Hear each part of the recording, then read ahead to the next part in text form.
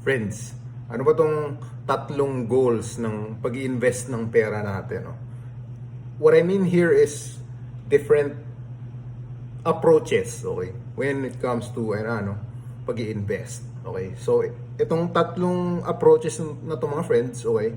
These are, unang-una is to grow your money, okay? Yung pangalawa is to preserve its value, okay? Tapos yung pangatlo is to get back the cost or even make money off of an asset. Okay? So elaborate yun further, okay? Yung unang dalawa nga, okay? When we wanna grow our money o kaya when we wanna preserve its value, no? Dito, we're trying to beat or even match or just match yung rate ng inflation, mga friends, no? So, pag mas mataas sa pag mas mataas sa rate ng inflation yung ROI na nakukuha natin, of course, na-grow natin yung pera natin, right? Pero kung sakto lang, okay, or namamatch niya lang yung rate of inflation, which is typically between 3 to 5%, okay? Na-preserve natin yung value ng pera natin, okay? When we want to preserve its value, dito mag-invest tayo in lower risk yet lower reward din na investments, okay? These would include yung mga bonds, right? Yung mga hindi index fund. Yung mga mutual funds na underlying asset is a bond, okay? O kaya naman iba-ibang cash instrument, time deposit accounts din, okay? Ito rito, low risk, low reward na na investment, okay? Of course, when you wanna grow our money nga, doon na tayo mag-invest sa mga stocks, okay? Sa mga index funds, sa mga equity funds, okay? Of course, higher risk yet, higher reward yet higher risk. Alright, mga friends. So sa ganitong approach, okay, kung gusto natin patubuin natin yung pera natin, okay? We're always at risk na magda-dive yung value nung money natin, oh. Even negative nga, okay?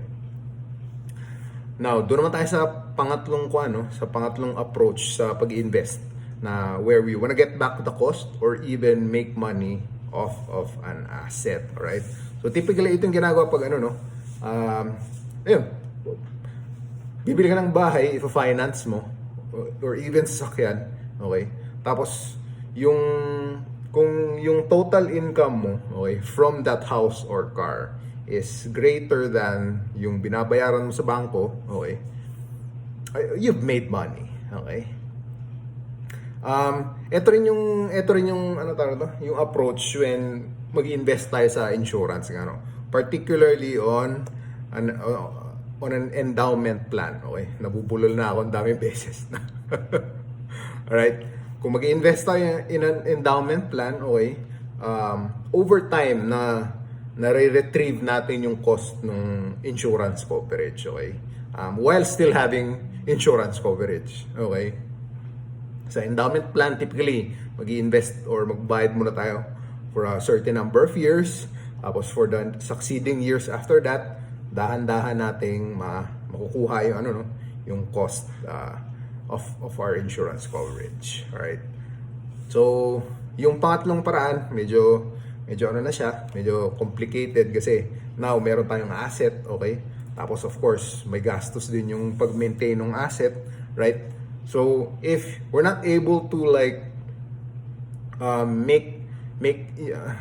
keep the cost, yung maintenance cost low, okay? Para hindi yun kumakain sa profit margin natin.